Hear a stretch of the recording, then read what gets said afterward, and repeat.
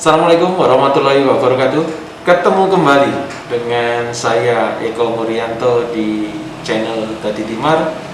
Alhamdulillah, semoga teman-teman, rekan-rekan senantiasa dirahmati oleh Allah Subhanahu wa taala. Saya mohon maaf, izin buka masker supaya suaranya lebih jelas. Rekan-rekan yang saya hormati, nyuwun pangapunten karena harus buka masker. Saya mengucapkan banyak terima kasih atas atensi dan dukungan rekan-rekan membesarkan Dadi Timar.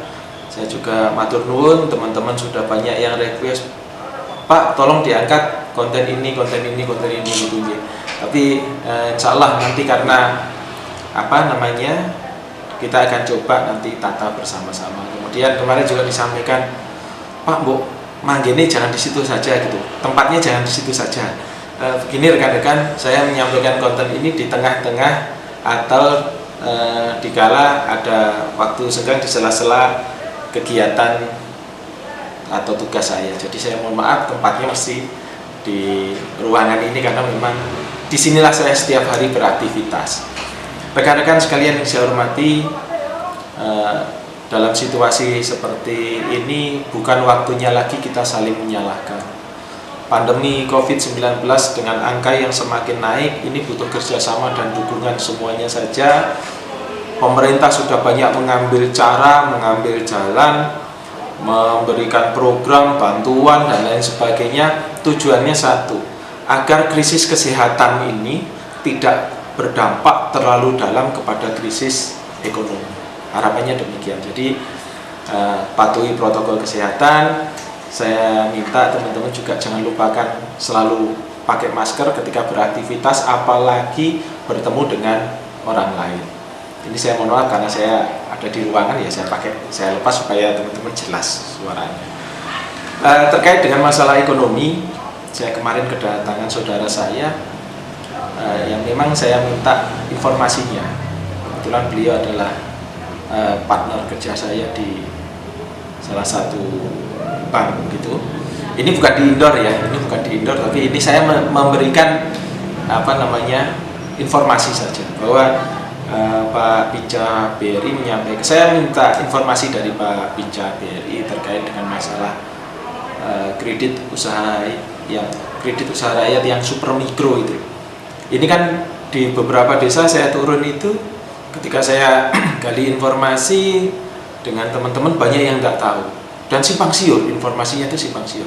Jadi begini, pemerintah melalui perbankan yang ditunjuk itu akan menyalurkan, bukan bantuan ini tapi ini bentuknya adalah kalau sekarang ini kan semuanya ribut perkara bantuan. Ini tentang pinjaman permodalan dengan bunga lunak. Nanti secara teknis teman-teman dari BRI mungkin akan berkoordinasi dengan Bapak Ibu semuanya yang ada di desa, khususnya desa dan kelurahan.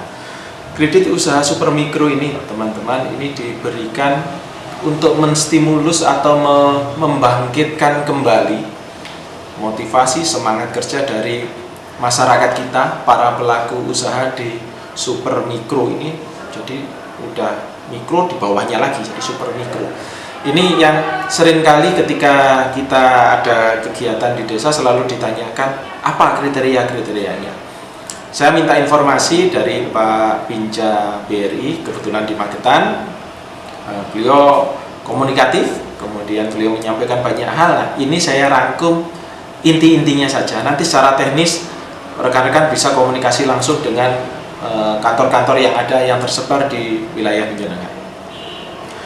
Jadi kredit super mikro ini diberikan oleh pemerintah.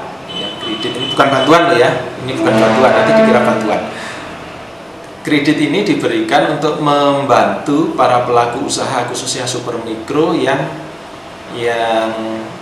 usahanya terdampak dengan COVID ini. Misalkan ada ibu rumah tangga yang jual gorengan, jual kacang, tapi dia tidak punya tempat usaha. Kemudian dititip-titipkan ke warung-warung, kemudian ke kantor-kantor. Ini kan tidak punya tempat usaha. Nah, ini sasarannya seperti ini. Kredit ini diberikan dalam kapasitas maksimal 10 juta. Nanti akan ada hitung-hitungannya. Saya mohon maaf kalau untuk hal-hal teknis nanti silahkan berhubungan dengan pihak perbankan ya, dengan BRI. Silahkan. Kemudian syarat-syaratnya, ini syarat-syaratnya yang pertama, dia memiliki NIK valid. Ini pentingnya administrasi kependudukan yang kemarin pernah saya angkat di konten sebelumnya. Seperti apa kontennya? Silahkan di review konten tentang Adminduk yang kemarin saya sampaikan terkait dengan akta kematian dan lain-lain itu. Jadi harus punya NIK, karena NIK ini tunggal, tidak mungkin double. Kemudian yang kedua, ini diutamakan untuk pekerja yang kena PHK ya, atau ibu-ibu rumah tangga yang tapi masih bersemangat untuk berusaha di tengah situasi pandemi ini. Kemudian yang berikutnya, rekan-rekan tidak pernah menerima kur. Tapi kalau ada pinjaman yang lain yang bukan kur ya, yang kemarin diperdebatkan kan ini, wah berarti selama yang punya pinjaman tidak bisa Pak. Ya dilihat dulu pinjamannya dalam sisi apa ya. Nanti secara teknis dijelaskan oleh rekan-rekan yang ada di lapangan. Kemudian yang berikutnya, legalitas usaha. Ini rekan-rekan yang seringkali terjadi benturan ketika dimintai legalitas usaha. Kebanyakan dari kita menganggap legalitas usaha itu punya usaha yang permanen, tempatnya ada, kemudian pegawainya ada dan lain sebagainya. Ini usaha rumah tangga, makanya namanya super mikro. Yang dibutuhkan adalah surat keterangan usaha dari Pak RT atau RW, menyebutkan di situ, surat keterangan itu menyebutkan jenis usahanya, kemudian lama usahanya. Jadi bisa saja dia berusaha di rumah gitu nih, di rumah dia jual gorengan, dititipkan ke warung-warung. Ini bisa, makanya nyuwun tulung Pak RT, Pak RW, kemudian rekan-rekan saya, kepala desa, perangkat desa, tolong ini diinformasikan bahwa yang dimaksud punya legalitas ini adalah surat keterangan ini hanya menyebutkan bahwa yang bersangkutan itu benar-benar berusaha, itu aja. Tidak kok warungnya di sini gitu, enggak, karena itu kan skalanya sudah di luar dari mikro. Ini super mikro. Kemudian yang berikutnya nanti ada tahapan-tahapannya. Nah, nanti kemarin saya sampaikan ke Pak Binca, Pak kalau bisa sosialisasinya yang masif ke masyarakat, karena program ini kan program pemerintah. Artinya ketika program ini bisa sinergi dengan rekan-rekan saya yang ada di, kebetulan saya tugasnya selalu bersinggungan dengan pemerintahan desa dan kelurahan, ini saya sampaikan, nyuwun tulung nanti akan ada komunikasi yang lebih intens, yang teknis, karena saya bukan teknis nangani ini.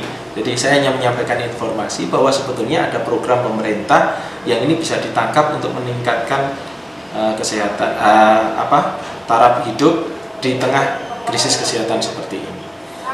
Nanti secara teknis kemarin sudah saya ajukan permohonan nyuwun tulung nanti koordinasi dengan Bapak Ibu Camat dan Kepala Desa Kelurahan untuk mengadakan sosialisasi. Beliau sanggup. Nanti nyuwun tulung dibantu rekan-rekan, ini untuk masyarakat kita. Untuk masyarakat kita, supaya masyarakat kita kuat menghadapi situasi seperti ini. Karena ini lain, yang kita rasakan ini lain dengan krisis 98, krisis ekonomi 98, lain. Pemulihannya butuh recovery yang pemberdayaan ini di depan. Makanya titik tumpu kita di 2021 nanti masih ke lebih mayoritas ke pemberdayaan. Itu beberapa hal yang dapat saya sampaikan sekilas. Mudah-mudahan ini membahani, jadi jenengan nggak kaget kalau ada banyak pemerintah kok banyak sekali programnya. Iya, karena pemerintah ini berupaya bagaimana caranya krisis kesehatan ini tidak berdampak terlalu dalam terhadap krisis ekonomi. Nanti secara teknis akan disampaikan di lapangan. Terima kasih atas perhatiannya. Saya nyuwun dukungan dan kerjasamanya. Kalau ini bermanfaat silahkan dibagikan ke teman-teman yang lain. Minimal ini membahani kita untuk memberikan informasi awal dulu. Terima kasih, matur nuwun. Kalau penjenengan berkenan dengan channel ini silahkan subscribe, tekan tanda jempolnya, kemudian bagikan ke teman-teman yang lain. Mudah-mudahan bermanfaat, mudah-mudahan bisa menjadi penerang dan dimar dalam kita menjalankan aktivitas bermasyarakat ini. Matur nuwun, nyuwun pangapunten. Assalamualaikum warahmatullahi wabarakatuh.